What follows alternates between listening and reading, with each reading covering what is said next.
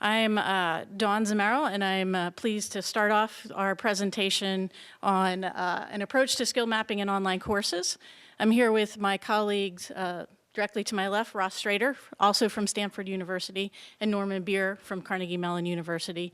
And we are all members of the Open Learning Initiative. It is actually instantiated at both Carnegie Mellon and Stanford University. And some of you may have heard in 2002, the Open Learning Initiative started with a grant from the Hewlett Foundation to build openly accessible online courses that targeted the introductory college level courses. And we have evolved over the last 12 plus years, and we're going to talk about a major design principle in the Open Learning Initiative courses today. And we are only keeping this to 15 or 20 minutes so that we can engage you in discussion. If you don't ask us questions, we have some questions to prompt you in discussions at the end, and I'll help facilitate that.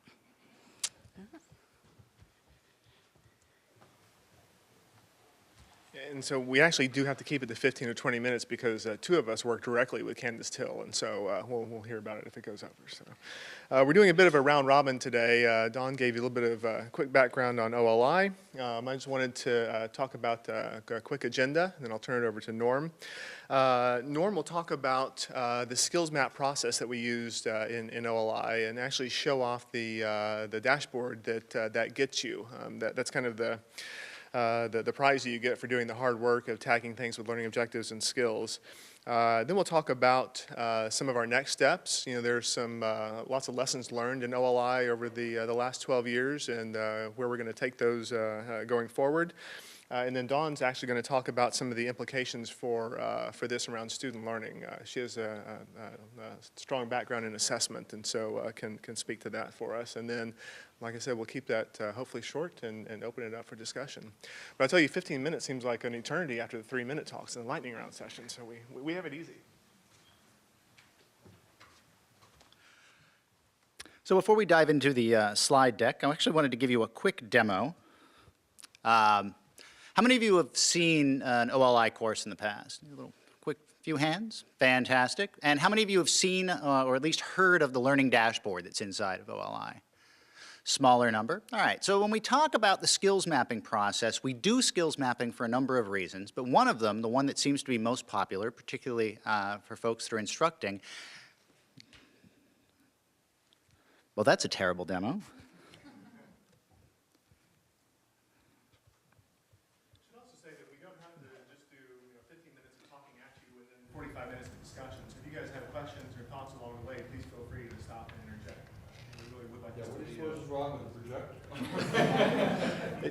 It was working when I tested it about a minute and a half ago. So,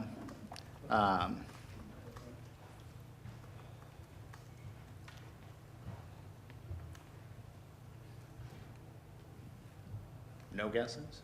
We can jump back to the PowerPoint. It's the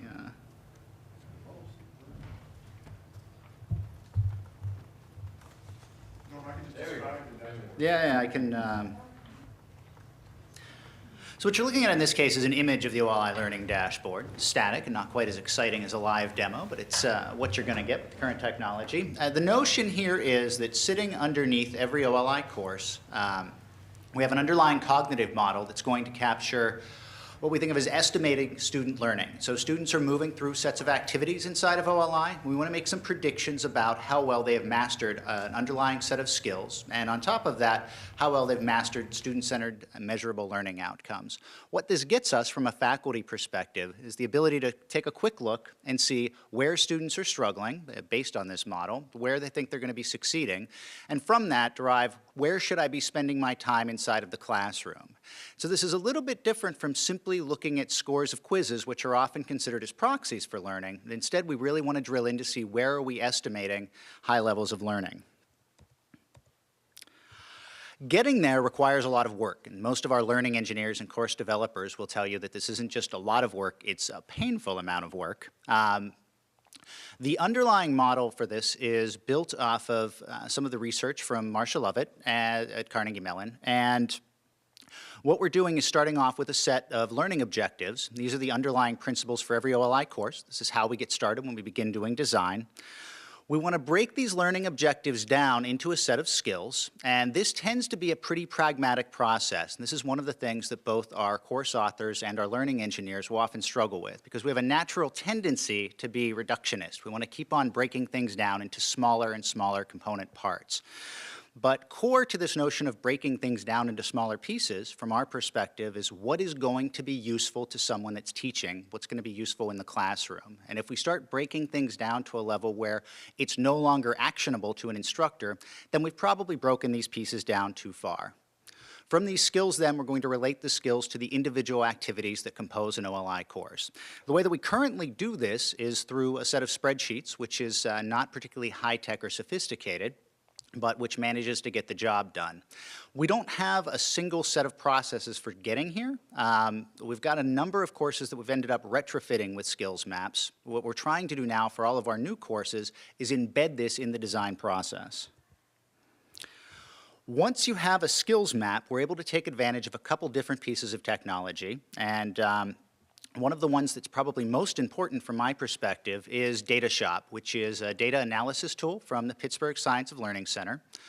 Once we've actually had some students work through our courses, what we're able to do is use DataShop to analyze the validity of our underlying model. So if this isn't a useful model, or more likely if there are places where we've mixed up some skills, conflated some learning objectives, we have a set of tools that exist inside of DataShop that can give us some advanced warning about this. And often what we'll be able to do is go in and detangle these different kinds of activities.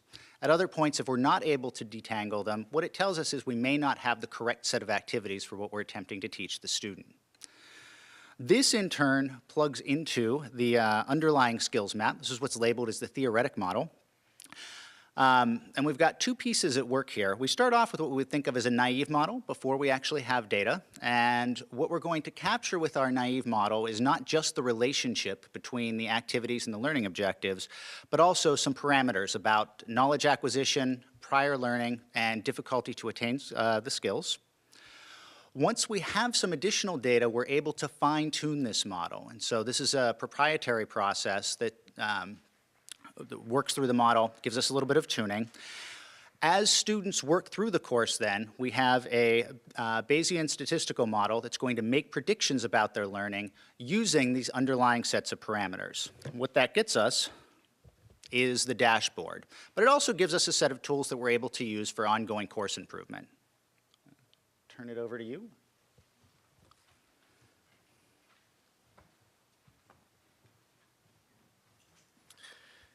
So like I said when I started off, in 12 years at OLI, we tried a lot of things. We had some successes and we had some experiments that didn't work out so well. And I think one of the themes of this workshop is talking about, you know, what worked, what didn't work. We're kind of all experimenting here and seeing how best to move forward. I think one of the successes we had is that all of the course content, all of our courses that we had are openly and freely licensed through Creative Commons. However, the processes and tools for creating those courses were not, and that really limited adoption. We had a lot of people, you know, coming to us and saying, I get it, I see where you guys are coming from, and learning science is wrapped up in these courses, and these are great. How can I build one? And the unfortunate answer was that you couldn't. And so one of the things that we're trying to do is open this up in a number of ways. So Dawn mentioned that OLI has now expanded from Carnegie Mellon to Stanford. Is at both universities now. We're looking at delivering OLI courses on other platforms. Currently, the one that we think is closest to being able to deliver OLI courses is OpenEDX. And so a big part of our work at Stanford is building in some of the features into that platform necessary to support OLI-style courses. And then also, in terms of the tools and processes that Norm spoke about, you know, he mentioned that the skills map process was a little bit painful in the first round. So trying to create tools that make that process a little bit better. And one of the things there is to tie it more closely to the content. He mentioned that we had everything in these spreadsheets, which worked, but being able to, as an instructor authors content, to be able to tag that content and those questions with the skills and learning objectives right there in the authoring environment would be a big step forward. as well as to do that so that it's not tied to a specific platform. You know, ideally, you could imagine that regardless of what environment that you're in, you'd be able to tag activities with these metadata, and it wouldn't be one process. There'd be a lot of flexibility there. The other is the analytics. You know, so the analytics that Norm mentioned, again, were tied very closely to the OLI platform, but we're imagining those as a bigger service outside of the platform that could then allow us to collect data across courses and hopefully even across platforms and schools as well to test out some of these learning models. One of the other pieces is the learning model itself, which was hard-coded into the platform at OLI, but having that be pluggable would be really interesting to be able to test out different models and compare them against each other. And finally, the results of the model, the data visualizations. You know, we had some that we took a good stab at and then got some good results, but I think there's plenty of other ways to go about this as well. Lots of research and improvement to be made on data visualizations. What kinds of data best help instructors? You know, what do you want to see right before you go into class about what your students have learned in the online environment the night before? When we talk about students, what kind of data visualizations are appropriate there, or maybe it's not even a data visualization. You know, one of the things that I think is really powerful here is once we have this model of the student's knowledge state running in the background, you know, that can be used to deliver adaptive learning, but maybe even in a better way than we've imagined it so far. Usually when people talk about adaptive learning, it's sort of, we know what the student needs to do next, and we're going to deliver that to them in a very linear fashion, which is great. I mean, that'd be a step forward from a lot of what we have now. But in some sense, that does a disservice to the student, right? Because we're not helping them to develop those metacognitive skills to be able to decide for themselves what they need to do next. So you can imagine using this model and the predictions from this model to actually tutor the student on whether or not they need more help. And we know that students who are underperforming will often overestimate their abilities.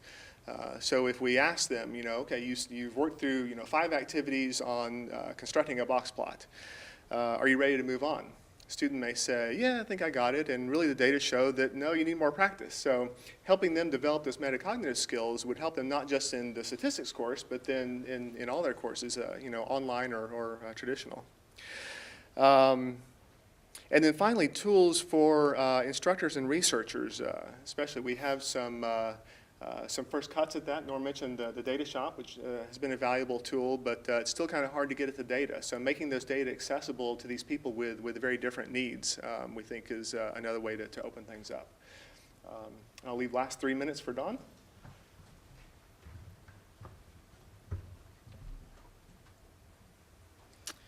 So we're attending a conference learning with MOOCs, and we've mentioned the Open Learning Initiative courses. And I should have mentioned at the beginning, we actually have 2 flavors of courses that learners can take. One is what we call our open and free courses. They're asynchronous and they're not facilitated. So any learner can go into the oli.cmu.edu website and access the inventory of courses on their own, go through it as a self-paced modules, and they get all the activities. They don't get end of modules quizzes, or sometimes called checkpoints. And then the second flavor of an Open Learning Initiative course is a facilitated course that's closed to a cohort of students. So an instructor may want to use the probability and statistics course in their community college, and they are able to make an instance of that course, have their students sign up and facilitate that. And sometimes those courses are taught completely online. We have some instructors who teach global students across the world, and but what we see is a lot of our instructors are using that in the hybrid or flipped format as a supplement to what's happening in the classroom. So you've probably heard some discussion about that. And so in terms of why did we want to make a presentation about the skills mapping process and our design process at the Open Learning Initiative? This is the so what slide. What do we think are the implications for student learning and where MOOCs and other online courses can evolve moving forward? So one is about the design process itself. So as Norm mentioned, it can be a painful process for our course designers, our learning engineers, and our instructors to sit down together and really think through the domain and what are the learning objectives and the skills contained in that domain. Sometimes we've retrofitted those courses, but moving forward, we're trying to really have that conversation up front.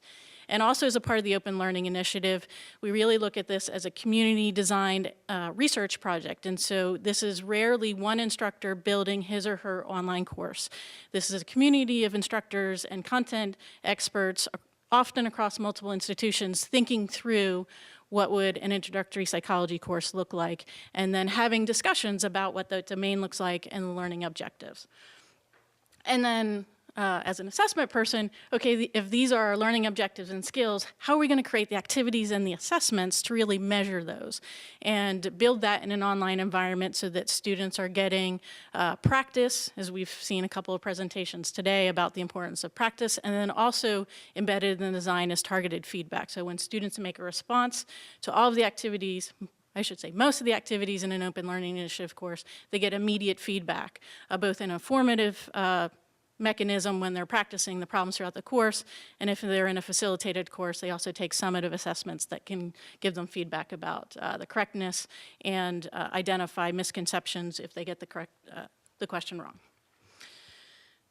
In addition to the design process, real-time data is shared with instructors and students. And Ross mentioned where we might think this might head in terms of being able to prompt students about where they need additional practice, but also providing instructors, particularly those that are using this in a hybrid format, to say, I want my students to work through the first module. I can look at that dashboard that Norm presented, see where my students are struggling, and then either re-instruct or do some instructional intervention, just-in-time teaching, based on real-time data of the learning objectives students are and are not getting. We also think that the Open Learning Initiative has really pushed the envelope in terms of measuring direct student learning outcomes versus proxies for learning. So we're not looking at how much time students are spending engaged in looking at a video. We're actually measuring direct performance related to activities and assessments that are aligned with learning outcomes. And so we're getting those direct measures and we're modeling those behaviors. So if students are getting 5 questions in a row correct, have we predicted that they have mastered that learning objective, and then providing students and instructors data about that. And Norm also mentioned this, is we're doing iterative improvement. So after a course has been delivered or sequences, multiple instances of a course are delivered, we're able to tell the course designers what's working and what's not working. So did we have the wrong skills map to start with, or maybe the assessments were off? We didn't ask the questions in the right way, or we need to group them differently. And so we're able to not just create a course and have it be static for every time we deliver it. We're able to improve upon the activities and assessments and overall design and activities embedded in that course. And we've actually written a white paper describing the current OLI skills mapping process. If anyone is interested in seeing that, there's a URL where you can access that white paper. So that concludes the formal part of our conversation and presentation about our skills mapping process. There's a mic that we can pass around for you to ask questions. And then, as I said, if you don't have questions, we'll ask you some. Yeah, so my question is based on novice expert literature to some extent, and it addresses a fundamental point that may not be so much of a problem in a highly procedural course like OLI, but it's more of a problem for us in physics, where it isn't so clear exactly which method you use to solve the problem. And it's the following. In general, these skill models are based on an expert perception of the course, an expert's perception. Yet we are teaching novices. And so it might turn out, I mean, we would be, of course, obviously remiss if we put some of the questions in Italian. Okay, we know that the students would fail those, and it wouldn't be because they didn't know the stuff we think are the skills. But if we use a highly technical phrase, and they're novices, the same thing might happen, okay. Or it might be that we assume that students know how to read graphs, but in fact, they don't know how to read graphs, or some of them, I mean, I was amazed that MIT students improve on graph conceptual problems in graphs as much from the second semester, from the end of the first semester of freshman year to when they graduate, as they learned in freshman year when they were taking intro physics and intro calculus. So my question is, after that long preamble, My question is, how does your data analytics, is it powerful enough to look for other similarities, like some sort of multidimensional analysis, outside of, if your expert skill model is wrong, and other things are important, is it going to detect that, and is it going to help you identify them, and if so, how? So, it's a great and very perceptive question. And so there are two pieces to this. And the first is this recognition that when we first launch a course, we have what I referred to as a naive model. And the reality is that it is exceptionally naive. And so these are places where the initial piloting set of faculty need to be told very clearly that what we're working with is our best guess, and that it tends to be very susceptible to the kind of expert blind spot that you're outlining. Once we've had some students begin to work through the course and we've got some real data to consider, this is where the data shop tools come in and are incredibly useful and powerful in detecting these places where, from an expert's opinion, I've grouped together a like set of activities, but when we drill into the data, what we're finding is that, no, I'm asking students to do 2 or 3 things at the same time. We've got a...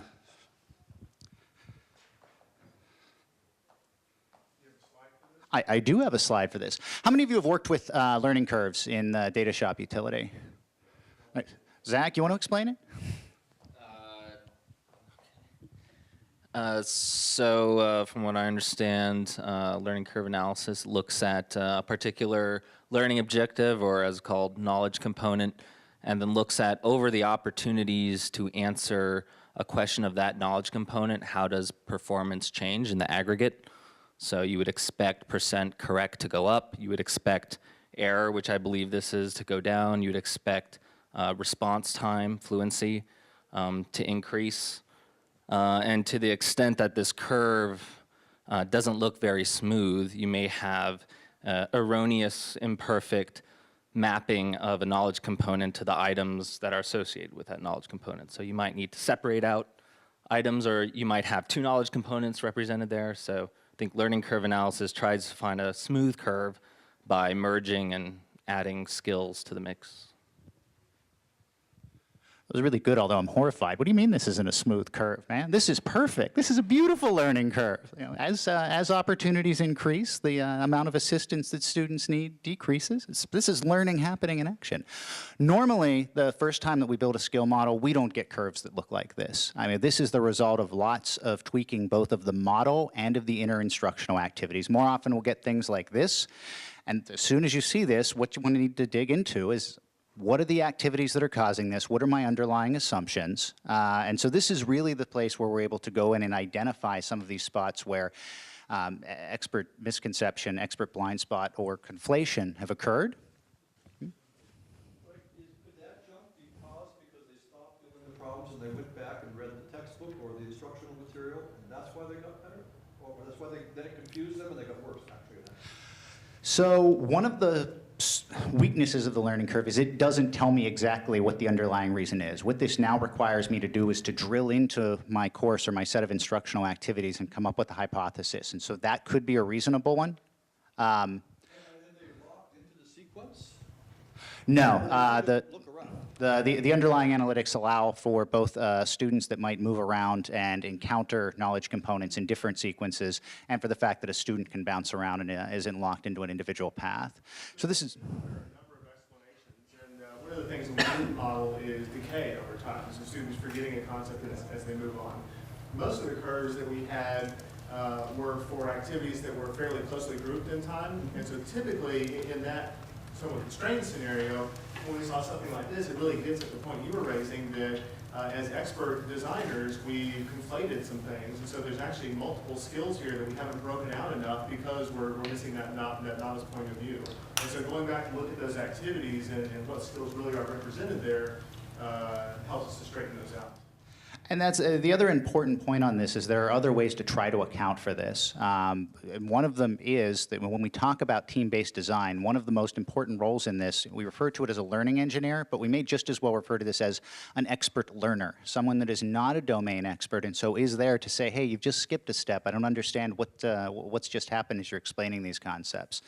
different organizations are dealing with this in different ways. My understanding is that Kaplan at this point has completely done away with the domain expert when they begin doing their skills mapping because they feel like that level of expertise isn't helpful. We feel when we're building our design teams that no, that expertise continues to be pretty important, but we want to have other expertise to support it. The x-axis there, is that an arbitrary number of opportunities, or is each opportunity consistently labeled? Like, does every single student go through opportunities 1 through 16 in the same order, or are they just sort of 16 things that they did? 16 things that they did, and in fact, you would need to drill into this a little further to find the point when most of your students have stopped proceeding through the activities. This doesn't imply that every student in my data set has done all 41 opportunities. So typically when I design a course, if the process of giving a student, for example, 50 multiplication problems, I do it at an elementary school level. Beyond that, I tend to give students problems that increase in difficulty, so I try to make sure that the failure rate is fairly constant, and the problem is fairly constant as opposed to decreasing. And in many cases, I do projects which test, for example, not one skill component, but 100 skill components. Or if I'm testing doing something like humanities, and I have a simple question, it might test a subset of the things transferred to a book. How discipline specific is this, or how do you handle other pedagogies, other disciplines? So we've done it in a number of different disciplines, and I'm not going to claim that it works perfectly everywhere. But so far, we haven't found a discipline that we haven't been able to apply the underlying design process. But you're correct in that it does assume that you're building out a sequence of step-by-step activities, and that if we're going to be asking students to do something more difficult, then the implication there is that this is, in some ways, a different skill or a different learning outcome that we're attempting to teach them or attempting to assess them on. And so in some ways, we need to tease out what's happening at those different difficulty levels versus what the initial skills are. So I guess if you were, for example, look at this instead of learning curves, where all of the problems are of a similar, in some sense of a similar difficulty, get that decline, an alternative model that's used out of computer-aided testing is I basically just have a sort of optimization that optimizes problem difficulty until it's constant, and I get a nice smooth flat curve with, for example, 80% success rate. Could you compare the two a little bit? No.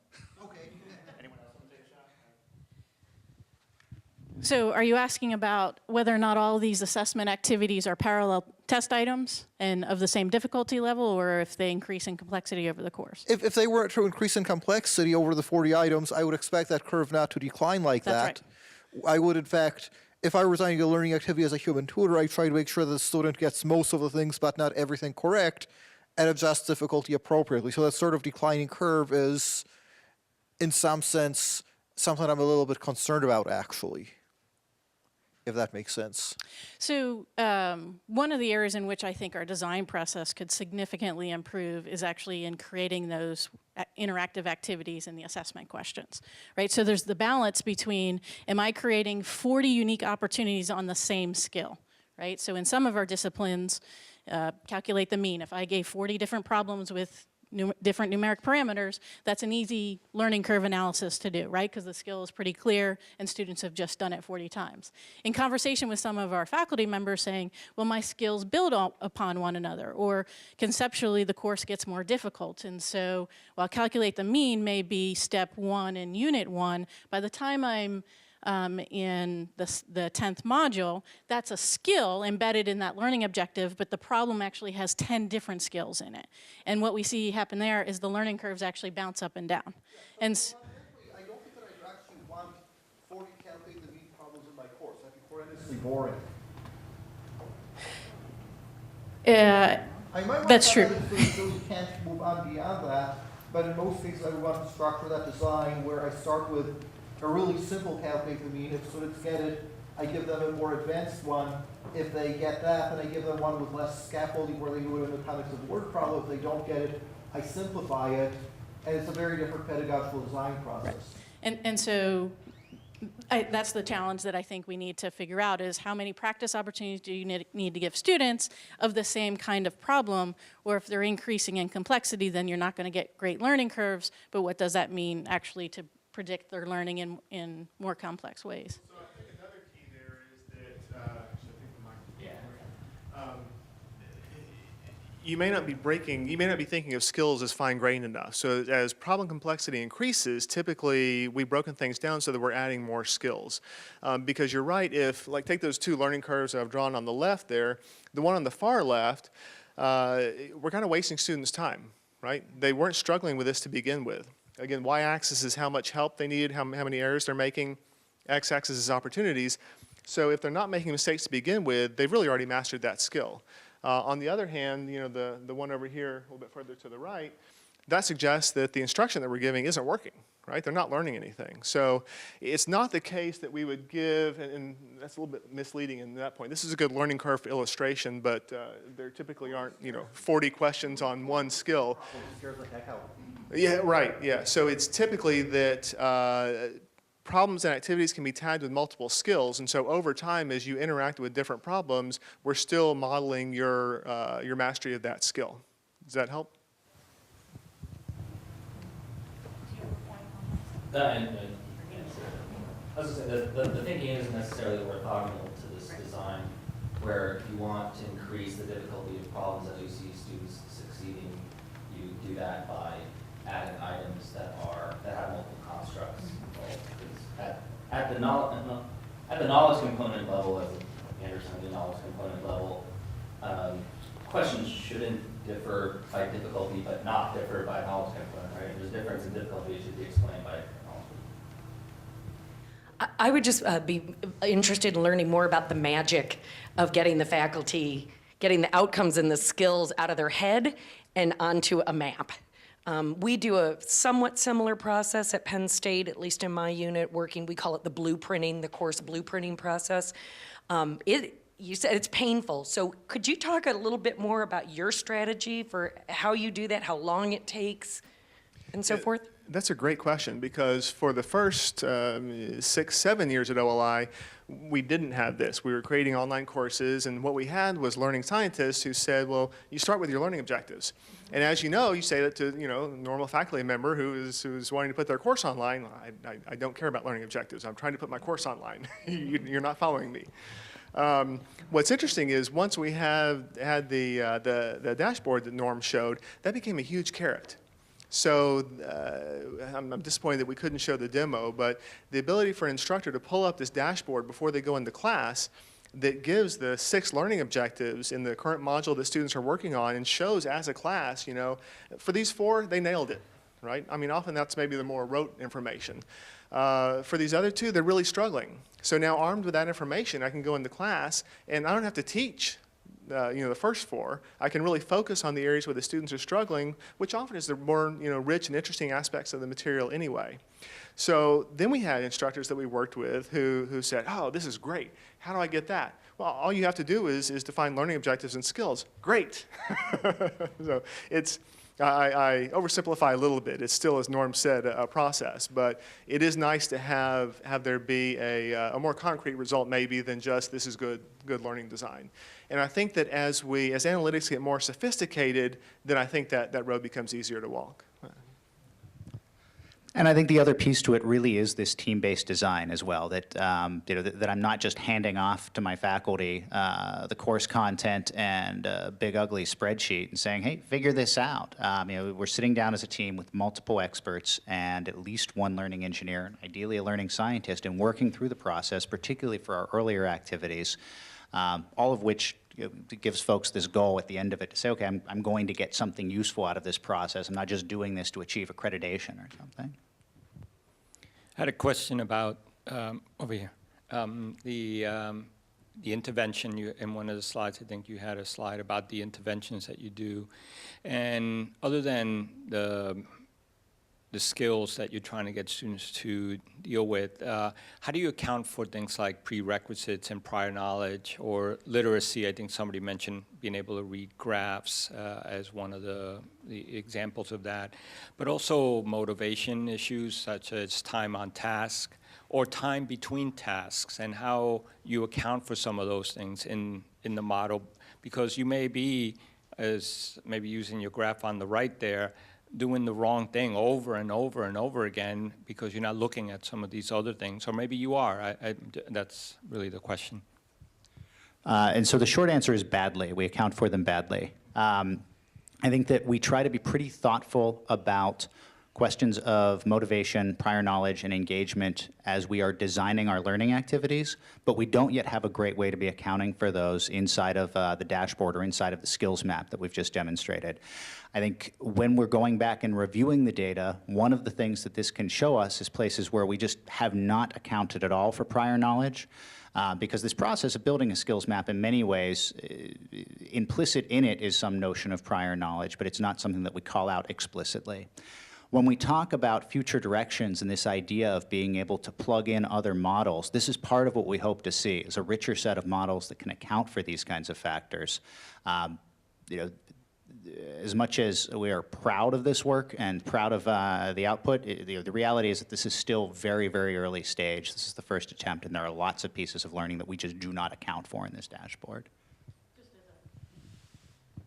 As a follow-up to that, Ross talked about future directions, and one of the directions that we want to head in terms of the course design process is to build in some interventions around mindset and belongingness and motivation actually into the design of the activity so that we would be able to have affect detectors. I think with Ryan Baker, we're looking at ways in which we can build that in to see where motivation has decreased, and maybe we can provide some activities to students to be able to moderate that.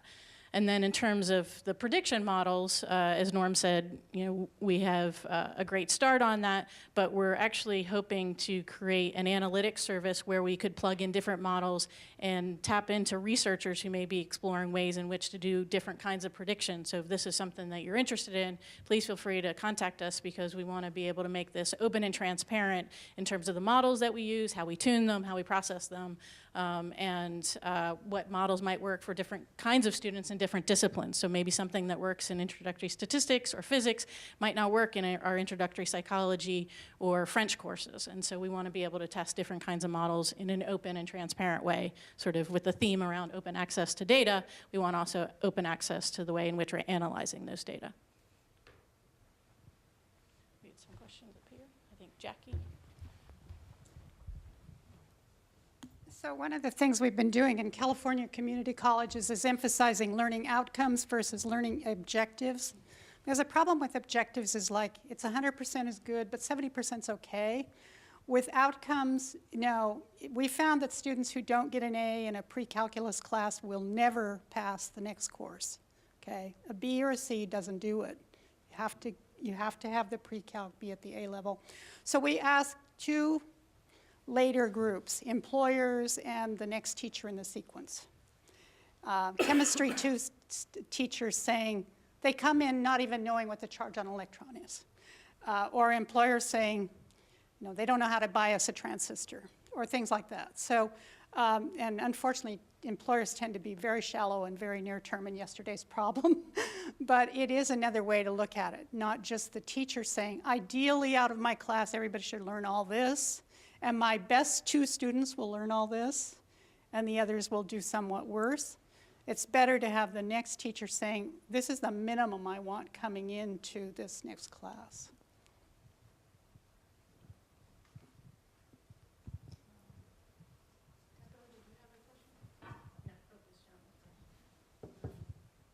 Hi, this is Nafez with the Queen Rani Foundation. We're running a version of OpenEDX in Arabic.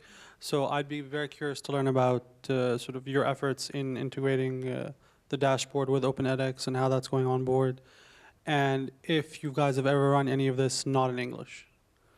I mean, I understand, I assume that sort of the interface would just need basic translation and then everything else could work. And if there's again, I've not seen sort of what the student sees, and if there's any part that the student sees, I assume that would also need translation.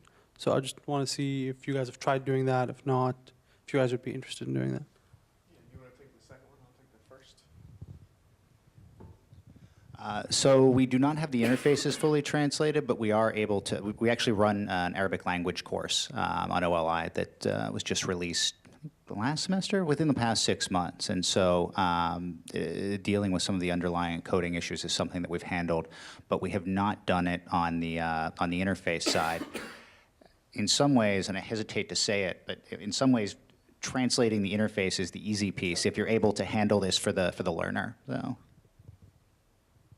So on the first, in terms of OpenEDX, we've done a gap analysis between that platform and the OLI platform, and there's some really great things about OpenEDX that we didn't have in OLI. One being the nice authoring tools that proven to be very effective.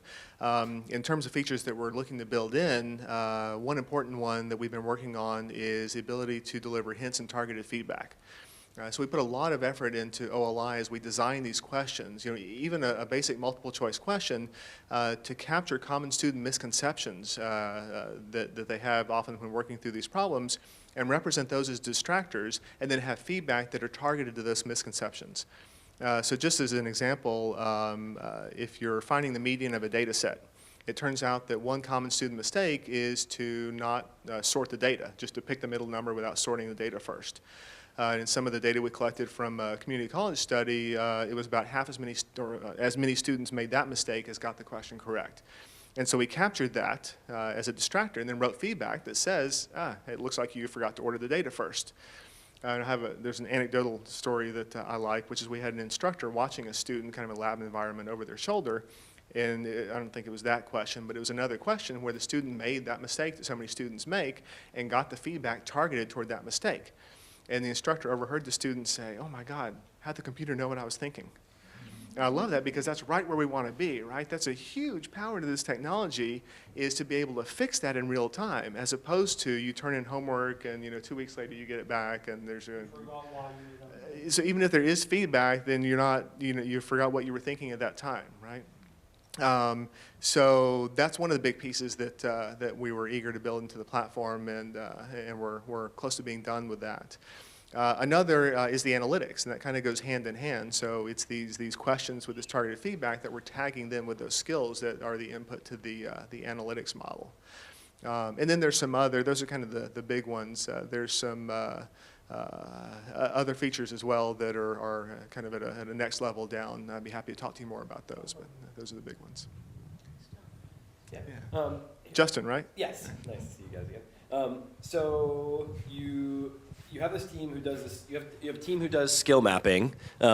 And then I'm curious, I guess, what fraction of skill mapping do you decide is done incorrectly or incompletely between rounds? And what kinds of, I guess, what have you learned about the process of how much do you iteratively revise the skill mapping? And sort of, are there any general things that you've learned about doing, like what kinds of common errors do teams make in skill mapping? What advice would you give to people who are starting this from having learned from that, or what have you published around that, or other sorts of things there? Yeah, great question. That's Norm's teams. So teams are in love with complexity. I think this is the single biggest issue, that we end up with these remarkably complicated, 300 to 400 knowledge component models where a single problem will be tagged with 10 to 12 skills. And in reality, what this gives one is, if you really are going to attempt to model learning at that level, then 12 points for one question is not nearly enough. But if what you're trying to do is provide some pragmatic and actionable information to either a course improvement team or an instructor, then 12 is probably too many. And so really getting folks to drill in on this notion of starting at the outcome level and then only breaking down as needed is something that I think people need to live through a few times before they start to internalize it. So that's the one big piece. And the other is, it shows up in both the skills mapping, but maybe equally importantly, in the kinds of activities that you create. And it's that expert conflation of different skills inside of an activity, that I think I'm asking the student to do one discrete thing, but in reality, when you start to unpack it afterwards, you find out that no, there are 3 different things here, and you've just introduced 2 of them, which may be okay if you're doing it consciously, but the reality is that normally we're not doing it consciously, right? We're just jumping over, and this is where our expertise lands. And so I think and those are the 2 biggest mistakes, and one of them really is a course design mistake. But what we also find is that when this process is embedded in the learning activity development phase, rather than being something that we retrofit, it seems to go a little more smoothly, and it has a much more direct impact on building a better course or building a better set of learning experiences. So again, just trying to wrap my head around some of the things you guys are talking about. Is the OLI courses set up to be better for self-paced courses rather than cohorts? And that is, you've mentioned about targeted interventions. When you know a student has hit a certain point, you give them some kind of intervention. Or if not, how do you account for groups that are working together, and what their combined skill sets are like? Just trying to understand that part, the difference between a very individual assessment versus more and more as we see collaborative learning tools and so forth. How do you deal with those within this model? So one of the original premises from the original instantiation of OLI, and you've heard Kathy Casserly reference this earlier today, was a research question. Can we use these technologies combined with what we know about learning science to build a course that can enact instruction for independent learners? So in 2002, this was what we were trying to answer. And the way that we approached this was a very slow and careful design process. What we found pretty quickly was that, yes, you can support instruction for independent learners, but those same sets of materials can effectively support an instructor in the classroom. Much of the work that we've done over the past 10 years has been bouncing back and forth between trying to address both of those questions. And as you point out, there are sometimes very different needs there. Much of the way that we've been approaching questions of group learning has been to drill in on specific kinds of activities. One example, we're working with Marlene Scardamalia on incorporating Knowledge Forum as a set of activities that we could plug into an OLI course. Currently working with Carolyn Rose to do a different set of collaborative activities. And how those activities plug into our underlying analytics and how we start to evaluate and improve those activities isn't something that we have a perfect answer for. Much of the current set of activities and the analytics that support them do assume a significant amount of independent work on the part of the student, and so we don't have a lot of group activities on that side.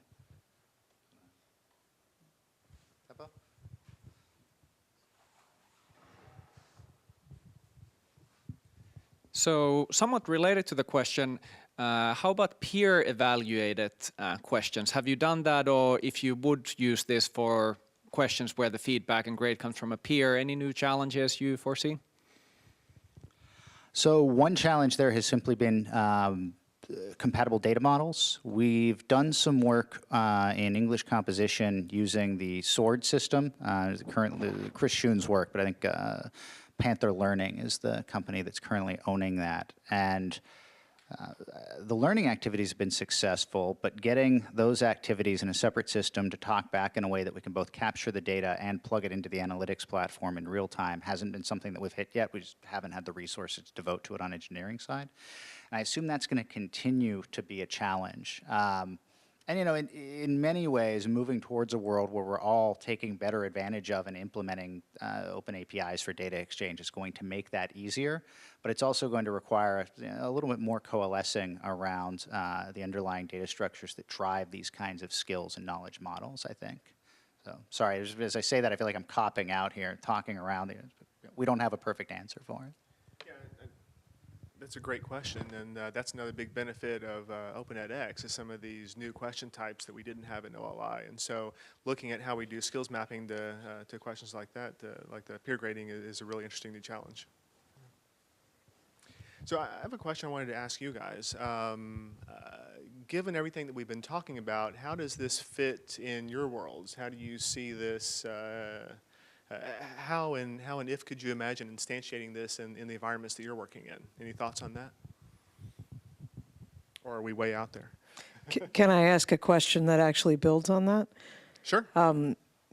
Looking at faculty, particularly at Research One institutions who are exceptionally busy, and maybe have actually adopted active learning principles and used classroom assessment techniques to get at some of this data, what kind of time on task are you expecting them to commit to actually be involved in this skills mapping and some of the other pieces? And what is the feedback in terms of their learning about their students and their teaching? You know, that's interesting. Somebody earlier, I forget who, mentioned MOOCs as sort of this faculty development proxy. Was that Susan this morning, I think? And in fact, it's interesting. We've talked about this, fairly labor-intensive process that we started off with at OLI, with the goal being quality, but recognizing that that's a very expensive process. And so we have some experience doing that, and then we've also worked with instructors in a much less focused manner. We've done some experiments where we kind of turn the tools over and let them, kind of just jump in feet first.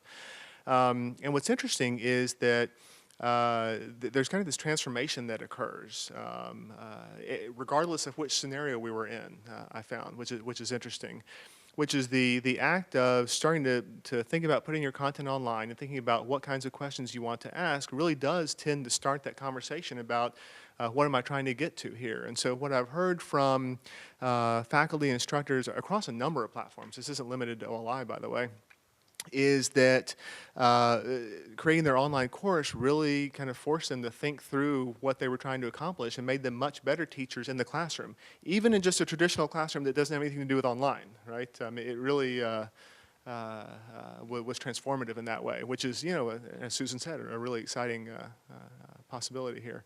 There's another part to your question. Yeah, I mean, I'm talking about folks who have already done that. They've already done this process. They've looked at learning outcomes. They've incorporated backward design. They have, utilized the principles of teaching effectively, read how learning works, used classroom assessment techniques to get data, incorporate mastery-based learning. So I'm thinking about the things that you have in your reports that you've written, but what would be the kind of the pain point, essentially, if you're looking at how much time would it take them to utilize the dashboard, some of the other things that other people have, come up with, and what would the payoff be? I mean, I'm just thinking about, research, faculty, time on task, payoff. Yep. Things Great like question. that. So they would have a huge head start. So if you've already thought through a lot of this, then it's creating the content in the system and architecting that.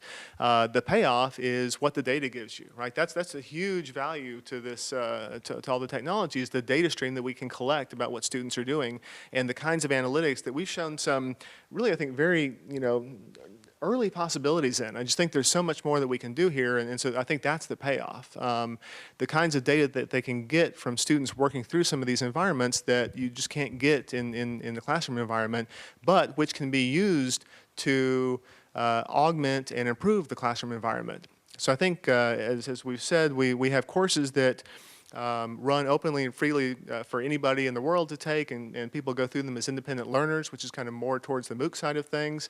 We have classes running in a hybrid or a SPOC version now, and really when you can combine what online learning is great at with the best of in-class learning, then I think we've really got something.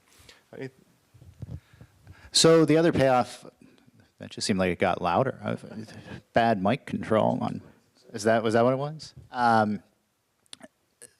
We recently, about a year now, finished up the CCOLI project, Community College Initiative, and the evaluation studies that we did there really tried to drill in on effectiveness. And what we learned were that the way that faculty use these kind of tools have a direct impact on how students engage with these course materials, which in turn has a direct impact on success in the course. And so, in the end, this is the other payoff, that this isn't just some exciting dashboarding tools for them to poke around on, but that there is a direct impact on student success from all of this.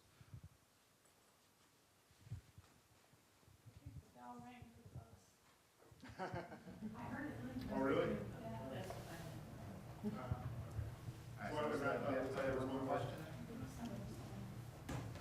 Hi. Thank you for a stimulating presentation. In response to your question, Ross, I teach a statistics course, and this is all very appealing to me. And in some way, having a dashboard like this is like a dream. But yet, it feels like what I would need is a little bit more modularity in being able to pick some of the things that you're doing and adapt to my own course and the platform that I'm using. So right now, I'm using edX to teach a residential course and saying, all right, I'm going to go now to OLI and sort of teach the course from there. Seems like a pretty high investment of time, going back to her comments. So I think if I could give you one answer to your question, is just to stimulate what you said earlier, which is to do it more openly, so that we can plug in some of your tools. And this is true for all online learning. It's like, why are we reinventing for each platform what we could import? I realize technologically this may be very hard to do, but that's from an instructor standpoint, that would be the barrier. Just a quick response to that. So I agree completely, and some of that may be more possible than you realize. If you're interested in seeing some examples of how it's worked, I've got a presentation tomorrow talking about how OLI has been used in a MOOC setting, and it is possible to plug some of these pieces directly into, or relatively close to, into MOOC platform. But that's the only thing that does work. You're right that to expect the learner or the educator to start bouncing around between multiple sites with multiple registrations not only does not help either party, but in the end also doesn't give any of us the data that we need to make all of this work a little more effectively. One last comment about future directions and where we think online education is headed, at least in terms of some of what we're trying to do with OLI. It's not building complete courses. It's this more modular approach about creating instructional units that can be adapted, modified, remixed, reused. And so that's one of the reasons why we looked at OpenEDX, is because of the authoring tool. So you could take an introductory module, add content, add your own problems, change what would meet your particular student's needs that might not be currently available in the courses right now. And they were built as entire courses. And so I think moving forward, we need to think more about modular approaches to instruction rather than building online courses. And that's where we hope to take some of what we're doing in the future. So we don't want to have you miss the bus. So we'll thank you for a great discussion.